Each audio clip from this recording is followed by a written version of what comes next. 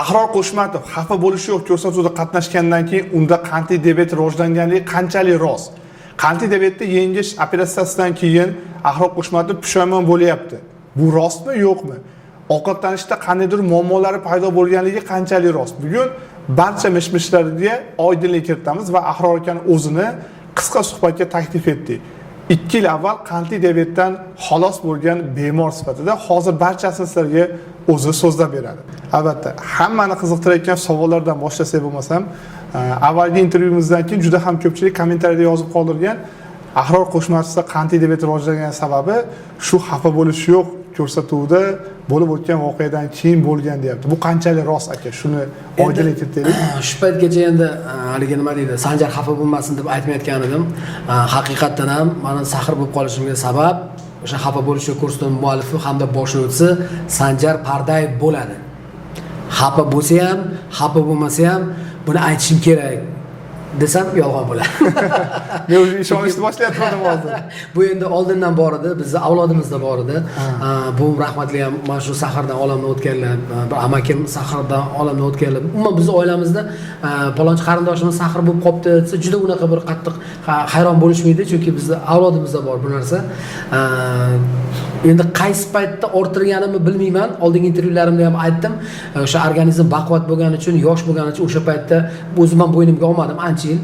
Lekin bu juda ham katta xato ekan. Nihoyatda katta xato ekan. Hozir o'sha birinchi intervyumizdan keyin juda ko'p qo'ng'iroqlar bo'ladi-da Shavkat aka. Aynan shu sahr bo'yicha nima maslahat berasiz deganda darrov so'rayman. Qachon bildingiz?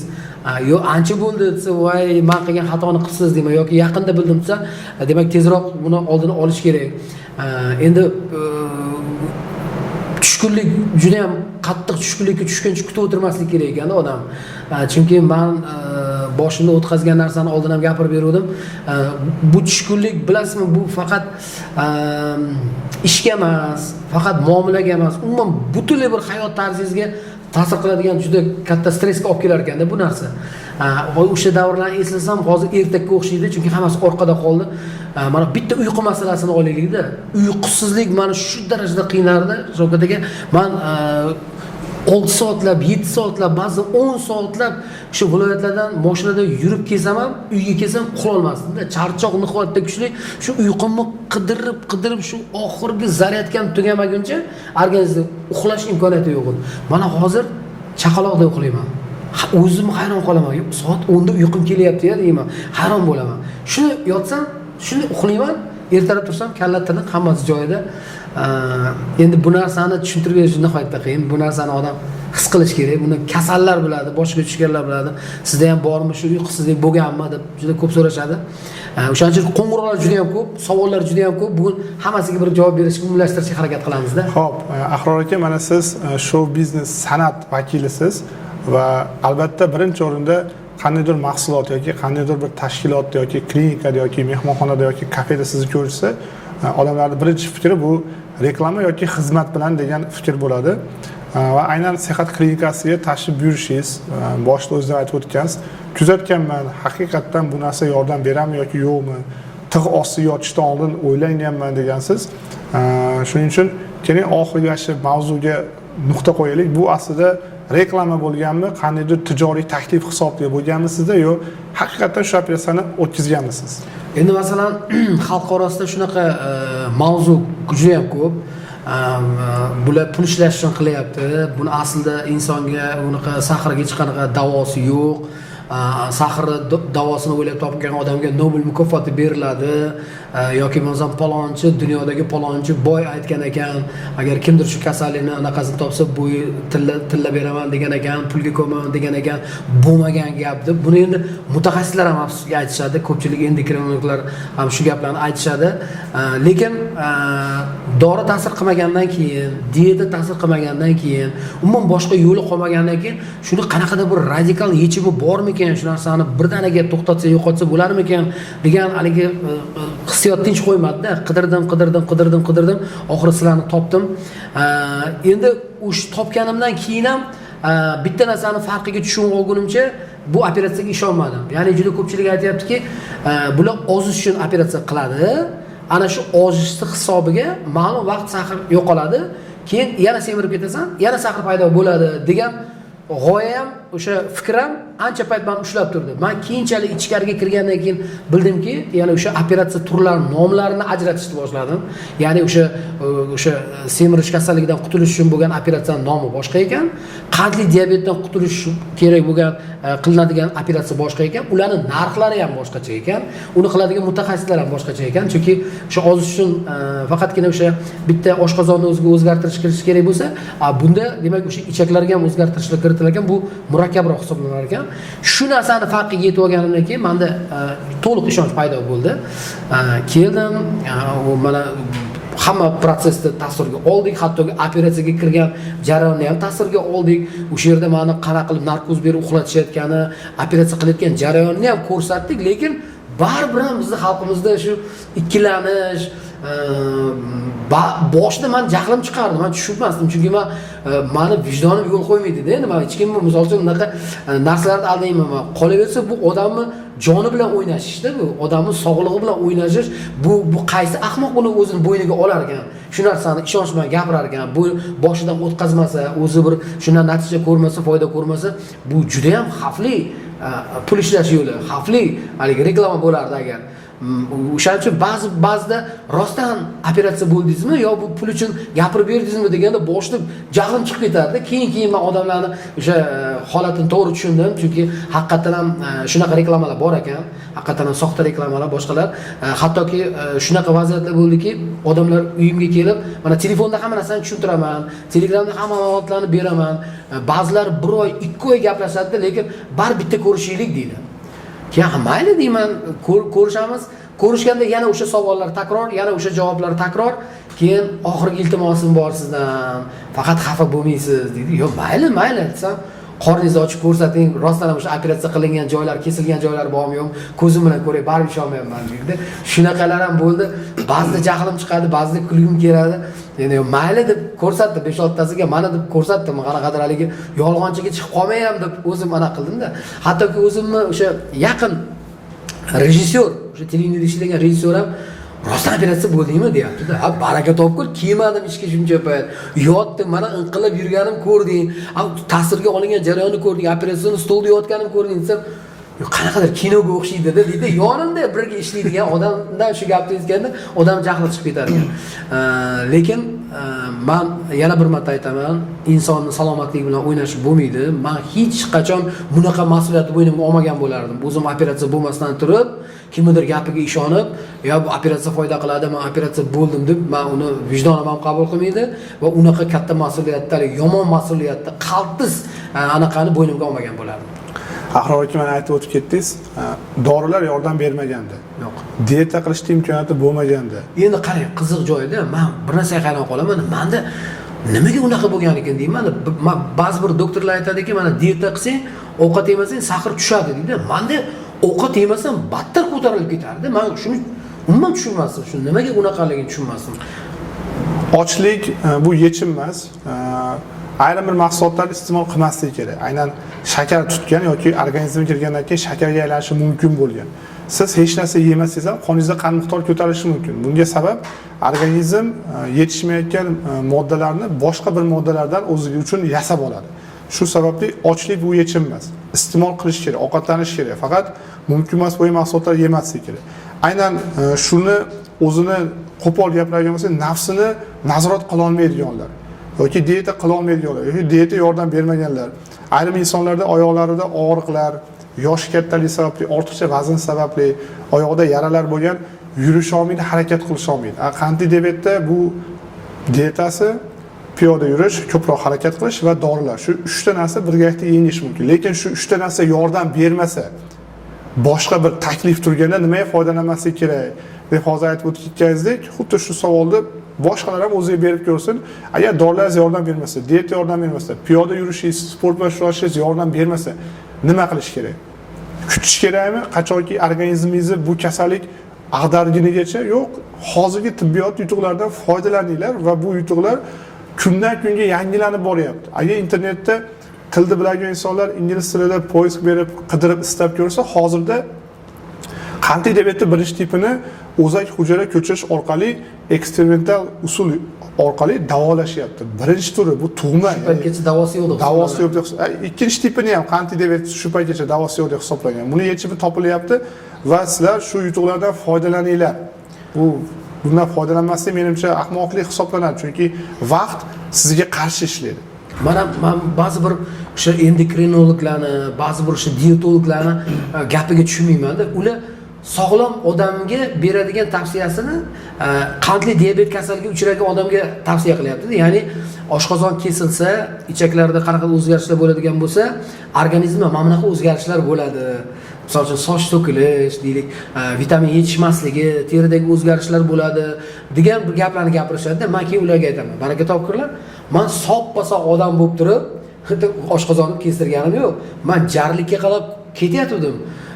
O'limga qarab ketyatdim. Mana shu joyda, mana shu hech bo'lmasa mana shu joyda to'xtatib qolish uchun menga natija beradigan vosita kerak edi. Men o'sha narsadan foydalandim. Men mana shu yerda hozir to'xtadim. Menda o'sha haligi o'sha alomatlari yo'qoldi. Bu degani to'xtadim emas, men orqaga qaytdim yana. Ancha qadam orqaga tashladim. Chunki oyoqdagi og'riqlar, haligi uyqusizlik, asabiylik, tinmasdan hojatga qatnash, prostatani tuzalmasligi, endi qaysi birini aytay? Ana shularning hammasi hozir demak yo'qoldi. Hammasini demak bartaraf qildik. Hatto tushga o'xshaydi-da, so'katiga. Men hattoki bir xillar so'raydi, hozir ham dori ichib turasizmi, dieta qilasizmi, uni operatsiyadan so'ng degan savol bersa, yo'q, qanaqa dori, qanaqa dieta, men esimdan chiqib ketdi hamma narsa. Desam, mo'jizaga qaraganda qarashadi-da, xuddi haligi yetib bo'lmaydi. Men yoningizda turibman, men yoningizda turibman. Mana hozir qovunamiyman, uzumamayman, oshamayman, nonamayman, lekin haligi nima deydi, qand miqdori ko'tarilmaydi. Mana hozir ham kafeda birga o'tirib shirinlik yedik. Masalan, oldin u narsani tasavvur qilmaysiz. Shavkat akani o'zi, "Voy, yemang" deydigan odam mana hozir bemalol o'zlari ham tavsiya qilyaptilar. Juda ko'pchilik so'raydi, tez-tez tekshirib turasizmi? Operatsiyadan keyin ochiq aytaman, 1 yil davomida tinmasdan qon topshirib, tinmasdan o'sha haligi ozgina yurakda xavotir bilan o'zgarib qolmadimi degan tekshiruv bo'ldi. Undan keyin hadeb to'g'ri chiqavergandan keyin, hammasi me'yorida chiqavergandan keyin odam baribir sal bemalolroq bo'lar ekan, sal esdan chiqib ketar ekan hamma narsa. Inson bari unutuvchan degan bir anaqa ma'nosi bor deyshadi inson so'zi. Lekin mana yaqinda yana bir demak kuchli bir tekshiruvdan o'tdim ataylab.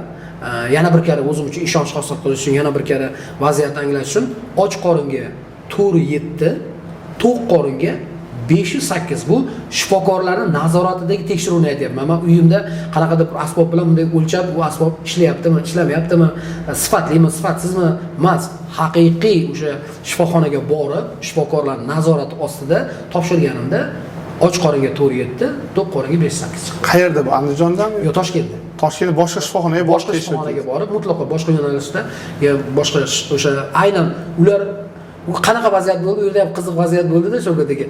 Boshqa bir o'sha murojaat bilan borgan edim. Ular biz eshitgandikki, sizda sahr bor edi deganda, men yo'q, men operatsiya qilib tuzaldim. Menda yo'q, qandli diabet desam ham tekshirib ko'raylik deb, ularda ham qanaqadir shubha bor ekanda. Endi ular boshqa yo'nalish bo'yicha shifokorlar. Keyin ataylab qon olib, ular ham xursand bo'lib ketishdi. Go'yoki ular kasal bo'lgan, ular ham tuzalib ketgandek menga qo'shilishib, zo'ru, dahshatu, natijani qarang deb shifokorlar o'zi hayron bo'lyapti-da. Toshkent shahardagi shifokorlarning o'zi hayratlanyapti. Shuni ko'ziga ishonmayapti. Ular shu oxirgi daqiqagacha, yo'q, baribir hozir qandli miqdori yuqori chiqsa kerak deb degan shubha bo'lgan bilan qarashdi. Ahror aka, mana kasallikda alomatlar orqaga chekindi dedingiz, sanab o'tdingiz, alomatlarda o'zida bo'lardi. Xo'p, kasallikda alomatlar orqaga chekindi, orqaga siljidi. Hayotingizda o'zgarishlarchi? Nima yangiliklar bo'ldi? Qayga oldiga siljish bo'ldimi? Endi bu narsani tushuntirib berib bo'lmaydi. Mana kasal bo'lgan paytimda endi boshda umid bor edi-da. Go'yoki mana chuqur kirmaguncha, bu kasallik nimaligini bilmaguncha, dori ichsam tuzalib ketar ekanman, yo ozgina sport bilan shug'ullansam tuzalib ketar ekanman, dieta qilsam tuzalib ketar ekanman degan tushuncha bor edi. Lekin borgan sari bu narsa yo'qqa chiqaverdida, natija bermadi. Umid so'nishni boshladi. Umid so'nishni boshladi. Umid so'ngandan keyin hech narsaga qiziqish qolmas ekan. Hech narsaga, na kasbimga, na oilamga, na bola chaqamga. Ishonsangiz shu bolalarim shunaqa yaxshi ko'raman, ayniqsa yosh bolalarni juda ham yaxshi ko'raman. Hattoki bolalarimning o'sha gapi ham yoqmay qoldida. Haqiqatan ham haligi kasal bo'lsang hech narsa yoqmaydi degan narsani o'zim tanamda his qilib ko'rdim. Oldingi intervyularimda aytganman, oyog'imda og'riqlar nihoyatda kuchli edi. Kechqurunga borib oyoqlarim ishib ketardi. O'shanda shu kichkina bolacham kelib ham shunday oyog'imga tegib ketsa, xuddi bir katta odam yugurib kelib tepganday og'riq bo'lardi. Voy deb o'rardim, bolalar qo'rqib ketardi, qochib ketardi mana qarab. Voy deb oyog'im uqalab qolardim. Endi hozir o'sha davrni eslasam, qanaqa yashagan ekanman shunaqa deyman-da. Lekin o'shanda nima deydi? Chorasi yo'q degan bir tushuncha bilan yashaganman. Kechqurunlar to'satdan o'zi zo'rg'a uxlaganman. To'satdan tomir tortishib qoladi, oyog'im ushib qoladi. Voy deb o'rnimdan turib, oyog'imni uqalayman. Endi va bir narsaga xursand bo'laman. Ular operatsiyaga kelgandan keyin oradan 10 kun o'tib, 15 kun o'tib, 1 oy o'tib, 6 oy o'tib telefon qilib rahmat aytishadi menga. Hattoki o'sha viloyatlarga borsam, to'ylarda ko'rishib qolyapmiz. To'ylarda ko'rishib qolib, biz endi hali darddoshmiz deb qo'yamiz. Lekin oldingi rasmi bilan hozirgi holatini ularni ham solishtirib bo'lmaydi. Nihoyatda ko'rkam bo'lib ketishgan, chiroyli bo'lib ketishgan, ixcham bo'lib qolishgan. Ular ham aytishyaptiki, shu qiynalib yurgan ekanmiz ortiqcha vazndan. Biratalam ortiqcha vazndan ham qutuldik. Mana hozir umurtqada ham og'riqlar yo'qoldi, tizzalarda og'riqlar yo'qoldi deb ular ham o'zlarining bir rahmatlarini aytganda, o'zim bir shifokordek his qilib o'raman o'sha paytda.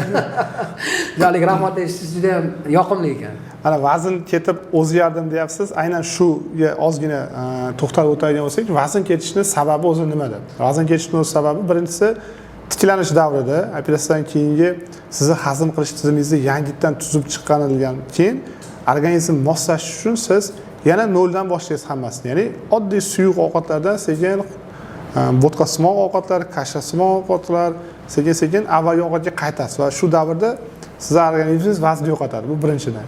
Ikkinchidan, avval yeyilgan mahsulotlar vaqtincha yeyilmay turadi. Xamir ovqat, non mahsulotlari yeyilmay turadi. Bu ham vaznni yo'qotishga sabab bo'ladi. Uchinchidan, avval yeganga nisbatan ozroq yeysiz, to'g'rimi? Misol uchun 3 ta shashlik yeydigan odam bitta shashlikka to'yib qoladi. Xuddi shunaqa holat. Shu sababli birinchi 8 oy va 1 yil oralig'ida vazn ketish bo'ladi. Undan keyin vazn qaytishni boshlaydi. Ya'ni bu butun umrga emas. Vazn qaytish albatta bo'ladi va shuning uchun bundan qo'rqish kerak emas. Mana sizdan vazn qaytarib, men ham 5-6 kilo vazn qaytarib oldim, 5-6 kilo. Shunaqa. Endi operatsiya mavzusida yana ko'p berilgan savollar, biror narsa olib tashlanadimi ichidan? Shu savol bo'ladi va siz ham menga bergan savol birinchi kelib, menga Shavkat aka menga aniq tushuntirib bering, nima qilyapsizlar sizlar odamlarda qandli diabet chekinayotganligi uchun? Nimani olib tashlayapsizlar, nimani qayerga qirqayapsizlar, nima tikib qo'shib qo'yyapsizlar deyishadi. Shu joyga men bitta odamlarning fikrini kiritib ketadi, shuni to'ldirib ketasiz.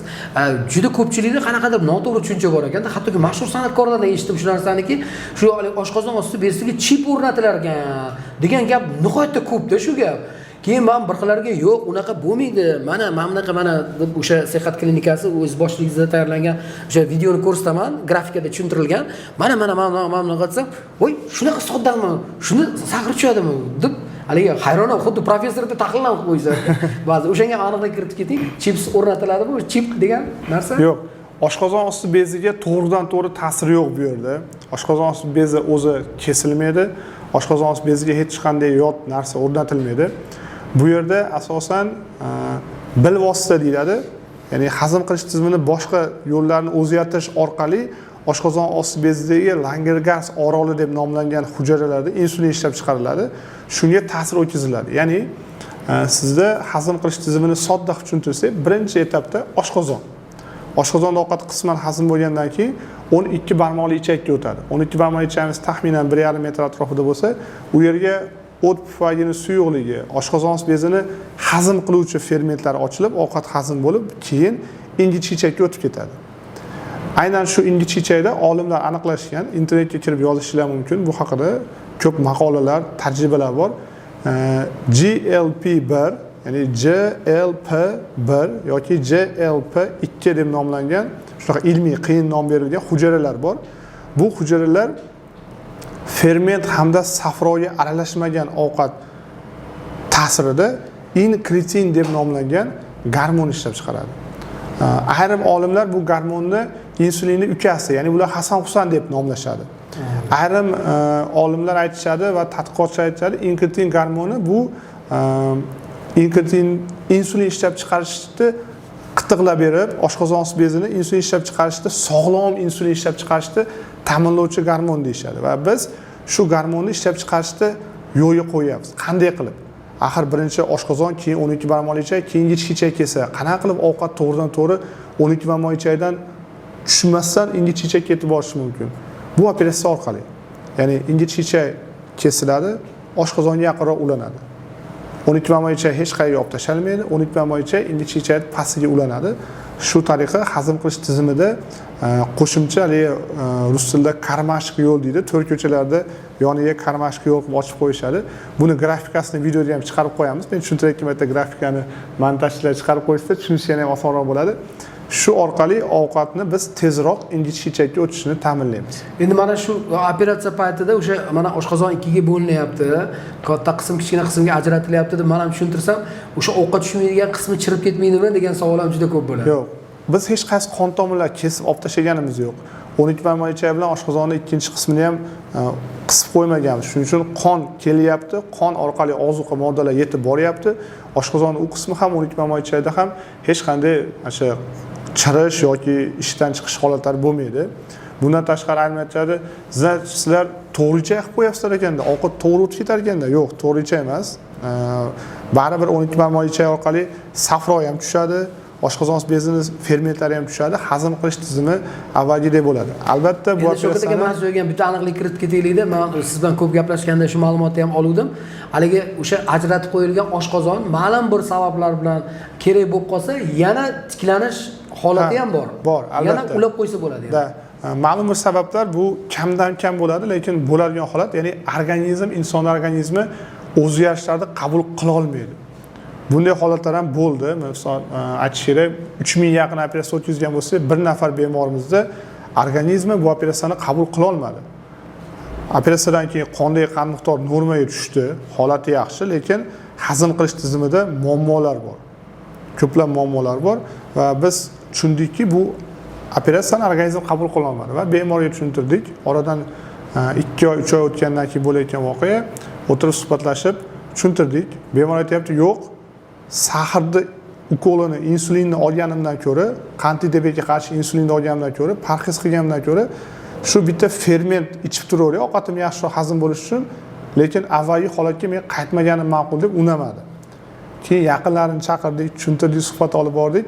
Oxiri tushuntirdikki, bu narsa jiddiylashmasligi uchun avvalgi holatga qaytaraylik dedik va hech narsa kesib olib tashalmagandan keyin ikkinchi operatsiyada hamma narsani o'z o'rniga qaytarib qo'yish mumkin. Afsus, qand diabeti ham qaytib keladi lekin. Shu holat bor. Endi avvalambor shifokorlarimiz, endokrinologimiz, dietologimiz, xirurglar hammasi bemorga shifo bo'lsin deb bu narsani qiladi xolos. Shaxsan o'zim har kuni 10 dan ortiq bemorlar bilan gaplashaman. Hammasi diabet mavzusida kelishadi. Qand diabetim bor, otamda qand diabet bor, onamda qand diabet bor deb kelishadi, suhbatlashamiz, hamma narsani tushuntiraman. Ayrimlarning yoshi katta, afsus operatsiya qila olmaymiz. Kimnidir vazni oz, chunki uzoq yillar diabet bilan kurashib ozib ketgan.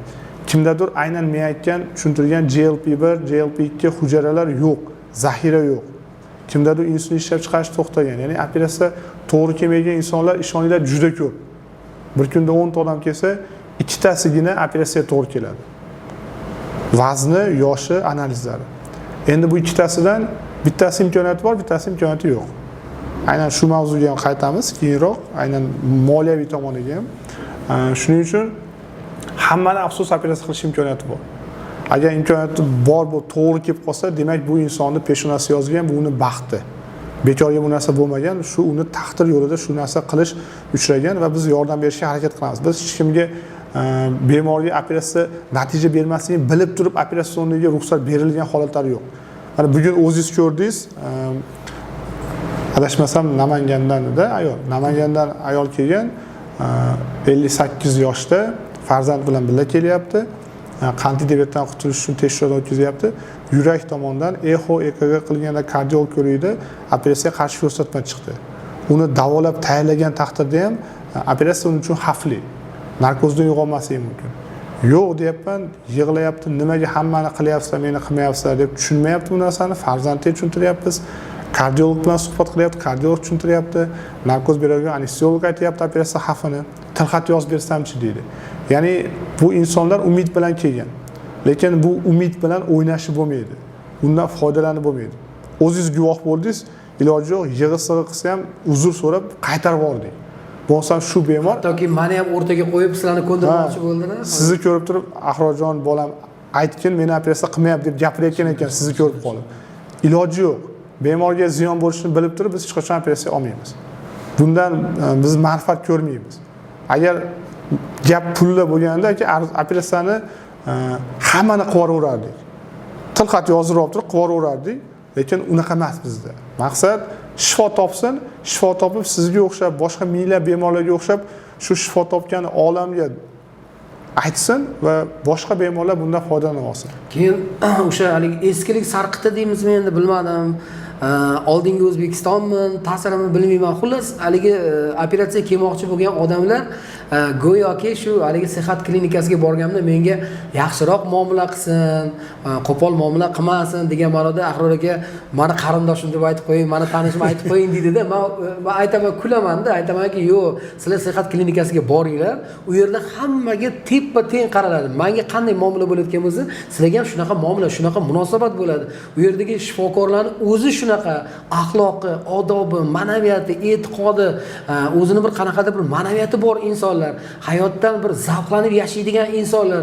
Chunki bizning xalqimiz endi boshqa shifokorlar xafa bo'lishmasin, oldingi holatlarni men ham eslayman-da, juda ko'p shifokorlar kibrli, qanaqadir jerkib gapiradi, ortiqcha savol bersa yoqtirmaydi, shunaqa shifokorlar ham bor. Ko'proq endi ular bilmayman, o'sha davlat muassasalarida ko'proq uchraydi, ko'p shunaqa nimagadir. Lekin sihat klinikasida men unaqa narsani mana shuncha ham sezganim yo'q.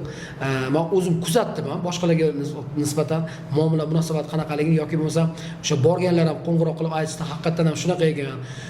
Shu muomalasi bilan tuzatib qo'yar ekan odamni, muomalasini shirinligi bilan hayotga qaytarib qo'yar ekan degan gaplarni juda ham aytishdi. O'shaning uchun men yana bir marta o'sha haligi telefonda bo'ladigan savollarga javob berib qo'yay.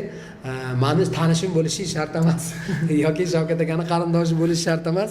Sihat klinikasida hammaga bir xilda shunaqa chiroyli muomalada bo'linadi. Lekin haqiqatda shunaqa deb kelishadi. Ahror aka sizga qo'ng'iroq qildimi? Shakir desa, "Ha, qo'ng'iroq qildi" deyman. Qo'limdan kelgancha men ham ogohlantirishga harakat qilaman. Endi men ham sizlar ko'pchilik sizlar, men bir o'zimman. Ba'zi birlar hatto birga boraylik, yuring deganlar ham bo'ladi-da. Endi men ularga aytamanki, "Yo'q, buni hech qanaqa anaqa joyi yo'q. Bemalol ishonchli. Agar ishonmasam, bunaqa tavsiya qilmagan bo'lardim." Puli yetmaganlar nima? O'lib ketsinmi? Yoki faqat boylar shifo topsa, puli yo'qlar qolib ketaveradimi degan savollar bor. Shu mavzuga qaytmoqchiman. Birinchidan, operatsiya uchun foydalanadigan bir martalik jihozlar bor. O'zingizga ham oldingizda ochib ko'rsatganmiz. Bu bir martalik jihozlar O'zbekistonda ishlab chiqarilmaydi. Afsus. Bular Yevropa davlatlarida ishlab chiqariladi va ularni u yerdan buyurtma berib olib kelishda o'zi murakkab jarayon. Buni ortidan bizda bitta alohida komanda shug'ullanadi. Zakaz berishadi, pulni viza orqali o'tkazishadi, hali kelmagan tovarga, kelmagan jihozga risk qilib jo'natishadi. U tovar, u jihozlar qanchadir vaqtda yetib keladi O'zbekistonga. Shuning uchun bu operatsiyaning narxiga albatta ta'sir ko'rsatadi. Endi agar arzonlashtiraman deb turib eski usulga o'tilsa, u endi u haligi nima deydi, bemor azoblashdan boshqa narsa emas-da u narsa. Chunki men eslayman, Shavkat aka, bizni yoshligimizda, bolaligimizda operatsiya bo'lgan odam bir oysiz bansadan chiqmasdi-da, og'zidan suv oqib, shunaqa eshitardiki, joyi bitmayapti ekan, yiringlab ketibdi ekan, doktorlar boshqatdan ochibdi, boshqatdan tikibdi, ichida bint qolib ketibdi, ichida hali qaychi qolib ketibdi degan gaplarni eshitardik-da. Lekin sihat klinikasida eng so'nggi zamonaviy texnologiyadan foydalanganlik uchun bunaqa asoratlar mutlaqo yo'q. Men o'zim endi baribir o'sha haligi jurnalistligimga boramanmi, shu nimada operatsiya qilishar deb bilib olib, o'sha narsani ham kirib internetdan qidirib topib o'qib chiqdimda. Haqiqatan ham o'sha Yevropadan, Amerikadan keladigan qaychilar ekan. O'sha qaytsa ham shunaqa mukammal ekanki, shu kesganni o'zida biratan ikki tarafini tikib ham ketar ekan. Tikkanda ham titan bilan tikar ekan. Ya'ni titanning o'zida shunaqa bir anaqasi bor ekanki, o'sha yiriklashga qarshi, shamollashga qarshi o'zidan modda ishlab chiqarib turar ekan. Ya'ni o'sha tikilish jarayoni o'zida u qo'ymaydi. Endi u oldingi holatda qolib ketdi. Endi iplar bilan tikish, iplarni olish. Siz aytgan qaychisi ham bu bir martalik. Chunki bir marta tikkandan keyin undagi bu rukayatqanda steplerlar deyiladi. Steplerlarda tikuvchi qismlari tugagandan keyin bu tashlab yuboriladi. Shu sababli moliyaviy tomon mavzusiga keladigan bo'lsak, ishoninglar, klinikaga bundan daromad unaqa ko'p emas.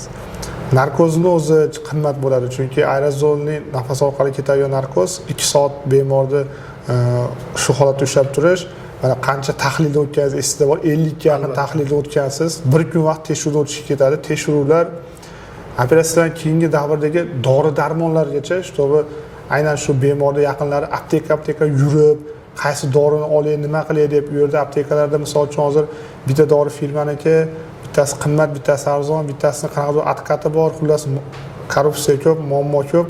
Shu narsalarni ham bemorlardan shu qiyinchilik, azobni olib qo'yish uchun dorilarni standart o'zimiz xarid qilib, apteka qilib, klinika olib kelib qo'yib, operatsiyadan keyin o'zimiz beramiz shu narsani.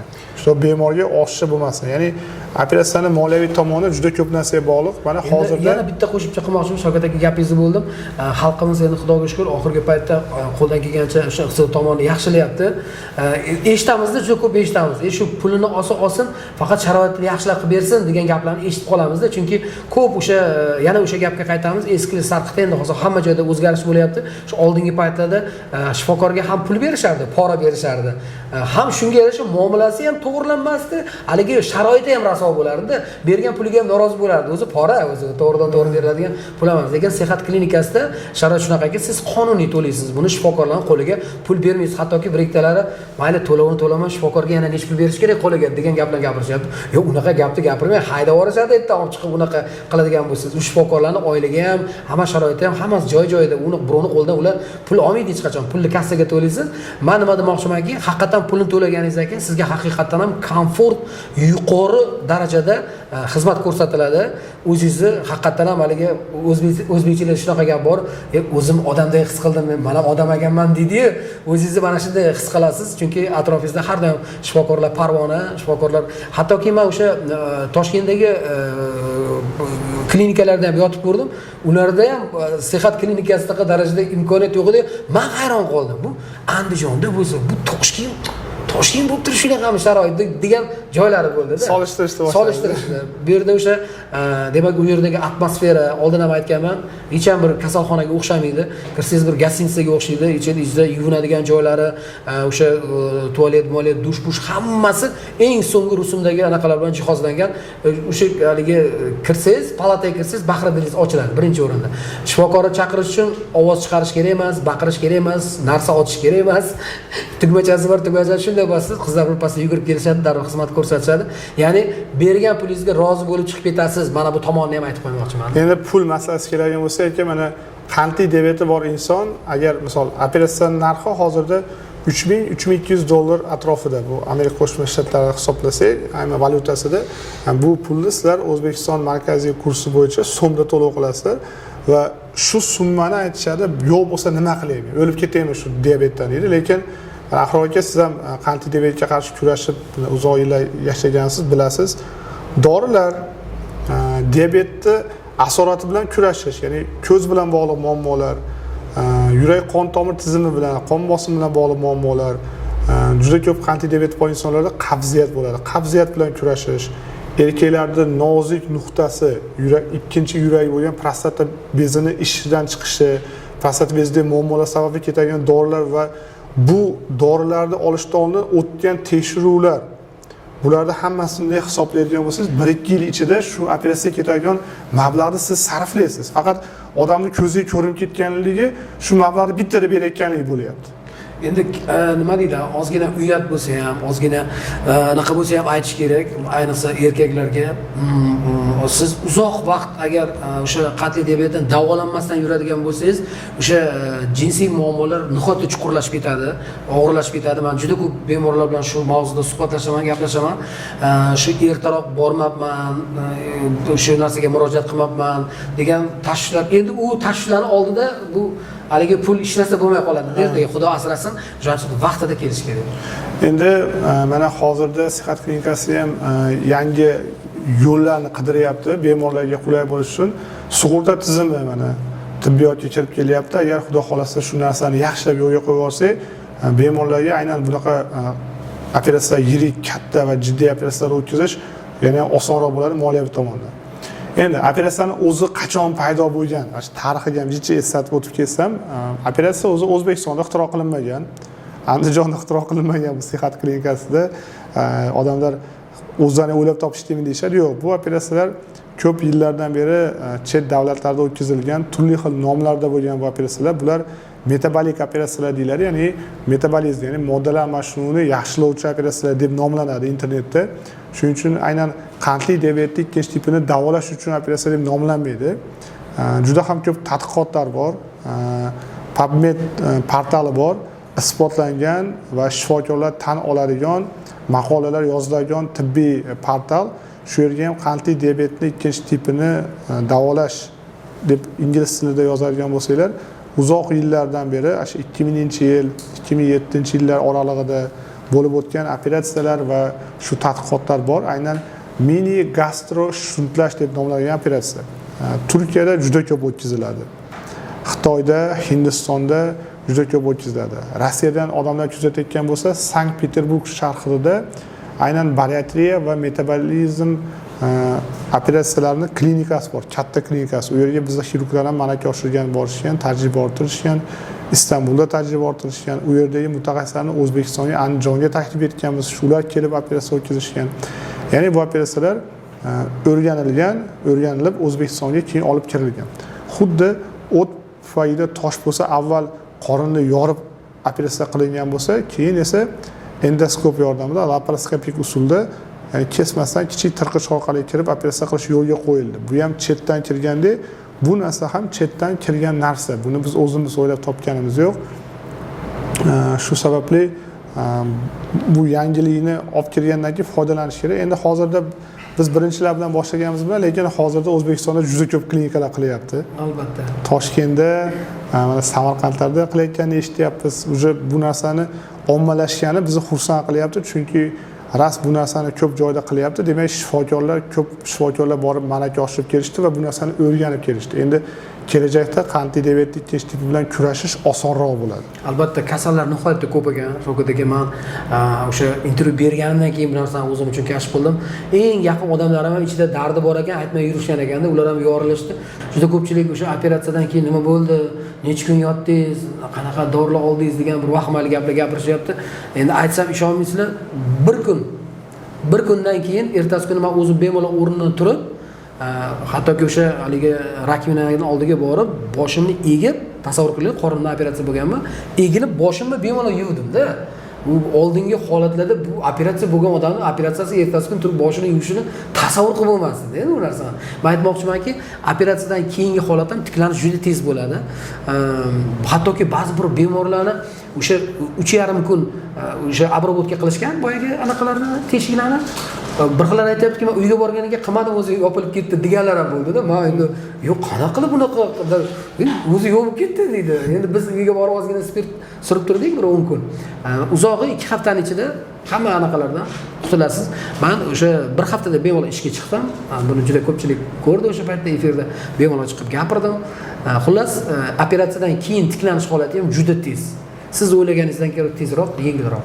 Albatta, shuning uchun qandli diabeti bor insonlar parhezli qilinglar. Dorilar vaqtida ichinglar, sport bilan shug'ullaninglar, chunki qandli diabet bu quturgan it. Agar bu itni siz sport, dieta va dorilar bilan qafasga solib qo'ysangiz, u hech kimni tishlamaydi. Agar siz dietaga e'tibor bermasangiz, lekin dorini vaqtida ichganingiz bilan shu qafas ochilib qoldi deb tasavvur qilib va bu it sizni g'ajib qo'yadi. Diabet oyoqlarda qaqshatqich chidab bo'lmagan og'riqlarni olib keladi va bu neyropatiya holati ko'p holatlarda davosi yo'q, bedavo. Juda ham ko'p dori vositalar qilinadi, oyoqda qon aylanishi yaxshilanishga harakat qilinadi.